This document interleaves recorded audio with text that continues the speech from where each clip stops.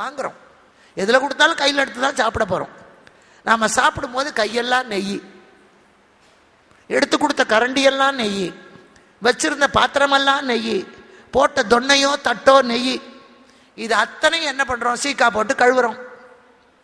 ஏமாந்தவன் இருந்தால் அவன் அடுத்தவன் வேஷ்டியில் கையை தொடச்சிட்டு போகிறோம். இல்லை பெருமாள் கோயில் தூண்லையே துடைக்கிறோம். வீட்டுக்கு போய் நல்லா கை தேய்ச்சி கழுவுறோம். ஏன்னா அத்தனையிலையும் நெய் இருக்கு. ஒன்று யோசிச்சு பாருங்க, எடுத்த கையிலே நெய் கழுவினீர், கரண்டியிலே கழுவினோம், தட்டில் கழுவினோம், பாத்திரத்தில் கழுவினோம். இதுலாம் இருந்தது கொஞ்ச நேரம். ஆனால் வாயில் போட்டு சப்பி சப்பி சப்பித்தான் சாப்பிட்டோம். அப்போ நாக்கிலையும் நெய் ஒட்டியிருக்கேன். நாக்கை இழுத்து சர்ஃப் போட்டால் கழுவுனீங்க, விம்பார் போட்டால் கழுவுனீங்க, சீக்காப்படி போட்டால் கழுவுனீங்க இல்லையே. இத்தனையில இருந்த நெய் உங்க வாய் வழியாக தானே வயிற்றுக்குள்ள போச்சு. கையில் எடுத்த உடனே சுடுதுன்னு டபக்குன்னு வாயில போட்டுக்கிறோம். ரொம்ப நேரம் வாயில தான் இருக்கு, சப்பி சப்பி சாப்பிட்றோம், நெய் ஒட்டி இருக்கு, உதடெல்லாம் நெய், உதட்டையெல்லாம் துடைக்கிறோம். ஆனால் நாக்கை யாராவது கழுவுறமா? ஏன் இல்லை, நாக்கில் நெய் ஒட்டாது. அது ஆண்டவருடைய சிருஷ்டி. நாக்கில் நெய் ஒட்டி கொண்டால் வார்த்தை வராது. நாராயணமா நாக்கில் நெய் இருந்தா. உடம்பு முழுக்க நரம்பு உண்டு, நாக்கில் நரம்பே இல்லை. நரம்பு இருந்தா சுளுக்கும், நாக்கில் நரம்பு இருந்தா நம்ம சொல்லுவோம் நாக்கு சுளுக்கிக்கிச்சு, சொல்ல முடியலன்னு ஏமாத்துவோம். ஏமாற்ற முடியாமல் ஆண்டவன் நாமாவை சொல்லுவதற்கு உன் நாக்கு பயன்பட, உண்ணுவதற்காக மட்டும் அல்லடா. அதனாலதான் அதுல உலக பாசம் ஒட்டாது. கண்ணுல தண்ணியை வச்சான், நாக்குல தண்ணியை வச்சான். மூக்குல தண்ணி வந்தா சளி, காதல தண்ணி வந்தா வியாதி, சிறுநீர்ல நிறைய வந்தா டயபெட்டிஸ், உடம்புல தண்ணி வந்தா மகோதரம். ஆனா கண்ணுல தண்ணி வராட்டா ஆபத்து, நாக்குல தண்ணி இல்லைன்னா வியாதி. ஏன்? நீ பேசுற பேச்சுல ஈரம் இருக்கணும்டா, பார்க்கிற பார்வையில இறக்கம் இருக்கணும். அதனாலதான் அது ரெண்டுலயும் ஈரத்தை வச்சான். அந்த பார்வையாலே இறங்கி, பேச்சினாலே இறங்கி, யாவர்க்குமாம் இறைவர்க்கு ஒரு பச்சிலை, யாவர்க்குமாம் உண்ணும் போது ஒரு கைப்பிடி, யாவர்க்குமாம் பசுவிற்கு ஒரு வாயிடை, யாவர்க்குமாம் இன்னுரை நல்கல் தானே. முடிஞ்சா ஒரு பிடி சோறு போடு, ஒரு பசுமாட்டுக்கு கொஞ்சம் புல்ல பிடிங்கி கொடு. அது கூட ஒன்னால முடியலையா? ஒரு துளசியையோ ஒரு வில்வத்தையோ அருகம்புலையோ சாமி தலையில போடு, மல்லிப்பூ வாங்க வேண்டாம். அதுவும் ஒன்னால முடியலையா? நாலு நல்ல வார்த்தை கொடுடா. நல்லா இருக்கீங்களா? சௌக்கியமா? இப்ப நான் வரும்போது எத்தனை பேர் அந்த அன்பினுடைய வெளிப்பாடு எப்படி தெரியும்? பெரிய பெரியவர்கள். என்னால் அவர்களுக்கு ஆக வேண்டியது ஒண்ணுமே இல்லை, என்ன அவங்க மறுபடியும் அடிக்கடி பார்க்க வேண்டிய அவசியமும் இல்லை. ஆனா வந்தவன நல்லா இருக்கீங்களாம்மா, அதுதானே மனித பண்பு. இன்னைக்கு அதுக்கு தானே பஞ்சமா போச்சு. கருணை என்பது கிழங்குல தான் இருக்கு, கருணை கிழங்கு தான் இருக்கு, மனுஷங்கிட்ட இல்லை. அதமன் என்றால் யார் தெரியுமா? என்னோடது என்னோடது, உன்னோடது என்னோடது, இது அதமன்.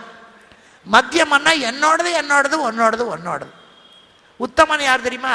உன்னோடது உன்னோடது என்னோடது உன்னோடது. ஞானி யார் தெரியுமா? எல்லாமே ஆண்டவனுடைய. அந்த ஞானத்தை தான் அவர் கற்றுக் கொடுத்தார். அதை தான் சொல்றார், நான் அப்படி பிழிவேன், எனக்கு மரணம் இல்லை, நான் எங்க போறேன். ராமகிருஷ்ணர் சாரதையிட்ட சொன்னார், அவ இறந்த உடனே கங்கணத்தை கைட்டினா. வெங்காளத்துல நம்ம மாதிரி தாலி கிடையாது, கையில போட்டிருக்கிற வளையலும் புடவையில் இருக்கிற சிவப்பு கரையும் தான் அவங்களுக்கு மங்களம், அதான் மங்களம். அப்போ ராமகிருஷ்ணர் சொல்கிறார், நான் எங்க போயிட்டேன்? இந்த அறையில இருந்து அடுத்த அறைக்கு போயிருக்கிறேன், விட்டா போயிட்டேன்னா. கடைசி வரைக்கும் அம்பா அந்த கை கங்கணத்தை கைட்டல, புடவையினுடைய அகலக்கரையை கிழிச்சிட்டு சின்ன சிவப்பு கரையோட சுமங்கரியாவே தான் இருந்தாவும் கடைசி வரைக்கும். அது மாதிரி இறப்பு என்பது இந்த ஸ்டேஷன்ல ஏறி அடுத்த ஸ்டேஷன்ல இறங்குற மாதிரி. இறப்பு உடம்புக்கு தான், உயிருக்கு கிடையாது. அதனாலதான் வள்ளுவர் அழகா சொன்னார், ஒரு கணவனுக்கு மனைவிக்கு எப்படி உறவுன்னா, உடம்போடு உயிரிடை என்ன, மடந்தையோடு எம்மிடை நட்புன்னார். உடம்பும் உயிரும் போல மனைவியும் நானும். அப்ப என்ன அர்த்தம்? உடம்பு மனைவி, உயிர் கணவன். இது என்னடா, மனைவி வந்து மனைவியே உயிரேன்னு சொல்றான், இவன் தன்னை உயிர் அவளை உடம்புங்கிறானே. யோசனை பண்ணி பாருங்க, நம்ம செத்து போயிடுறோம், நம்ம உடம்பு போயிடுது, நம்ம உடம்பு இன்னொரு உயிரை தேடிக்க முடியாது, தேடிக்கிட்ட நம்மள என்ன கொடுத்துறான். ஏன் அழறோம்?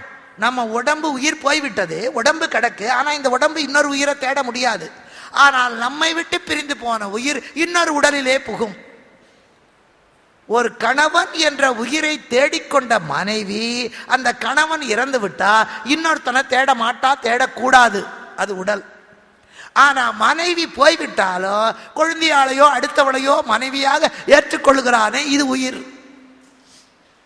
இதெல்லாம் அந்த காலத்துக்கு, இப்பெல்லாம் சொல்லப்படாது. நீங்க விளக்கம் கேட்பீங்க, அந்த பொண்ணா, நான் அதை விதிவிலக்குகளை பற்றியே பேசாதீர்கள். நம்ம ஆழமான ஆணிவேரை மட்டும் பேசுகிறோம், சல்லி வேர்களை பற்றி நமக்கு கவலையே இல்லை. அது சல்லி வேர், சல்லிசான வேர் இருக்கலாம். ஆனா அதுதான் பதிவிரதம் 2 பேருக்கும் உண்டு. ஆனால் அந்த காலத்துல இந்த காலம் வரைக்கும் அதுக்கு ஏன் விதிவிலக்கு? கணவன் இறந்து விட்டால் எந்த வேலையும் நிற்காது. அவன் பென்ஷன் வரலன்னா கூட இந்த பொண்ணு 4 வீட்டில் 10 பாத்திரம் தேய்ச்சாவது பிள்ளைகளை வளர்த்துருவான். அவன் வீட்டு வாசல் தெளிக்கப்படும். இப்போ நான் கல்யாணம் பண்ணிக்கல, என் பக்கத்து வீட்டில் இருக்கிறவளுக்கு புருஷன் செத்து போயாச்சு, இன்னொரு வீட்டில் குடும்பத்தோட வாழறான். 3 வீட்லையும் வாசல் தெளிப்போம், 3 வீட்லையும் காய்கறி வருவா, 3 வீட்லையும் சமையல் நடக்கிறது. 4வது வீட்டில் மனைவி போயிட்டார், அவர் தனியாக இருக்கார். அவர் வீட்டு வாசல் தெளிக்கப்படாது, வீட்டில் போனால் டம்ளர் கழுவப்பட்டிருக்காது, துணி மாட்டு தொங்கி கொண்டிருக்கும், அடுப்பங்கரையில் சமையல் நடக்காது. யோசிச்சு பாருங்க. கணவன் போன பிறகும் மனைவி அந்த சம்ஸ்காரத்தை நினைவிலேயே வாழ்ந்து விடுவாள். ஆனா மனைவி போன பிறகு கணவனால எதையும் செய்ய முடியாது. அவனுக்கு ஒரு டம்ளர் காப்பி போட்டு குடிக்கிறதுனா கூட கஷ்டம். ஆனா கணவன் போன பிறகு மனைவி போக இல்லாம இல்ல, மாமியாருக்கு போட்டு தருவா, மாமனாருக்கு போட்டு தருவா, பிள்ளைகளுக்கு கொடுப்பா எல்லாம். ஒரு வாழ்க்கை சரியில்லை என்றால் கணவன் நாசத்துக்கே போவான், மனைவி உயிரை விடுவாளை தவிர நாசத்துக்கு போக மாட்டான். இவன் டாஸ்மாக்கு போவான். ஏன்னு கேட்டா என் பொண்டாட்டி சரியில்லை, கடங்காரன் தொல்லை ஜாஸ்தியா போச்சு, நான் கட்சியில ஜெயிக்கல, நஷ்டமா போச்சு, எங்க அண்ணன் என்ன திட்டுறான், நான் காதலிச்ச பொண்ணு என்னை திருப்பி காதலிக்கல, 1000 காரணம் சொல்லுவான். பிரச்சனைகள் வந்தால் நாசத்தை தேடிக்கொள்வோம். இங்க இருக்கிறவங்க இல்ல, வெளியே இருக்கிறவங்க. நான் உங்களுக்காக சொல்ல, வெளியே யாராவது போயிட்டு இருப்பாங்கல்ல, அவங்க கேட்கட்டும். ஆனா மனைவி பண்ண மாட்டான். எந்த பொண்ணாவது குடிக்கிற பெண்கள் இருக்கு, அது பிரச்சனைக்காக அல்ல, அது குடிகட்ட பெண்கள், அது நமக்கு தேவையில்லை 1%. ஆனா எந்த பொண்ணாவது என் புருஷன் சரியில்லைன்னு டாஸ்மாக் கடையில் போய் குடிப்பாளா? என் புருஷன் செத்து போயிட்டானேன்னு போய் குடிக்கிறாளா? இல்லையே. இவ செத்து போவாடே தவிர நாசத்துக்கு போக மாட்டா. அவன் நாசத்துக்கு போவான், சாக மாட்டான், சாகடிப்பான். அதனாலதான் உடம்பு உயிரை வைத்தார்கள். அதான் விவேகானந்தர் சொல்றார், எனக்கு சாவு இல்லை, எனக்கு மரணம் என்னை நெருங்காது, அதனால எனக்கு மரண பயம் இல்லை, நான் நிதானமாக சாறு பிழிகிறேன். அவர் சொல்றார், நான் நிதானமாக சாறு பிழிகிறேன். ஐயா, எனக்கு கடமை இல்லை, பெண்டாட்டி பிள்ளைகள் இல்லை, சொத்து சுகம் இல்லை, எதையும் காப்பாற்றணுங்கிற ஆசை இல்லை, அதனால நான் நிம்மதியாக சாறு பிழிகிறேன். எல்லாரிடத்திலேயும் ஆண்டவரை நான் காணுகிறேன். நீங்கள் எல்லா உயிர்களிடத்திலேயும் ஆண்டவரை காணுகிற ஆனந்தத்தை அனுபவித்து பார்ப்பீர்களே ஆனால், அந்த ஆனந்தத்தின் வழியிலே நீங்கள் வாழ்க்கையிலே சாறு பிழிவீர்களே ஆனால், கடைசி சொட்டு வரைக்கும் பிழிய முடியும், 1000 மடங்கு அதிகமாக பிழிய முடியும். அதுதான் மகேசனுக்காக உரியதான மனித சேவை. இது மனிதர்களுக்கு மட்டுமல்ல, அனைத்து ஜீவராசிகளுக்கு. மக்கள் என்பது மனிதர்களை மட்டும் அல்ல, எல்லாம் சேர்ந்தது மக்கள். மக்கள் தலைவன் என்றால் அந்த நாட்டில் இருக்க ஆடு மாடு கோழி குதிரை எல்லாத்துக்கும் தலைவன் அர்த்தம். மனிதன் என்பது வேறு, மக்கள் என்பது வேறு.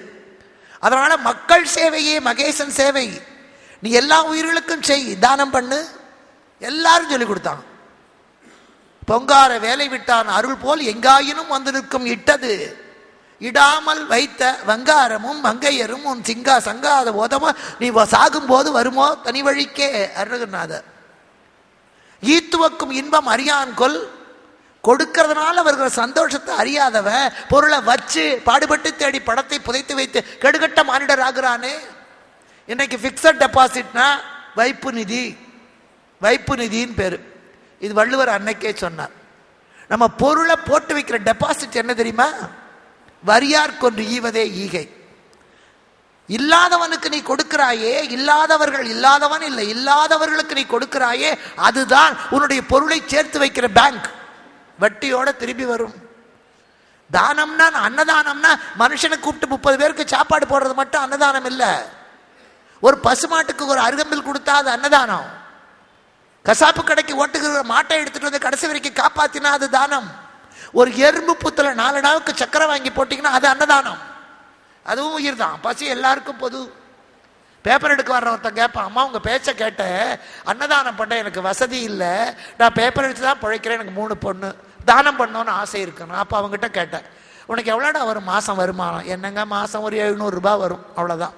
என் பொண்டாட்டி ஒரு வீட்டில் வேலை செய்கிறா, அதில் ஒரு 500 ரூபா வருது, அவ்வளோதான்மா.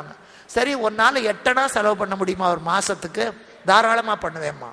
அப்போ என்ன பண்ணி 8 அணாவுக்கு போய் கடையில் நாட்டு சக்கரை வாங்கு, ஏதாவது எறும்பு புத்து இருந்தா அந்த நாட்டு சர்க்கரை போடு.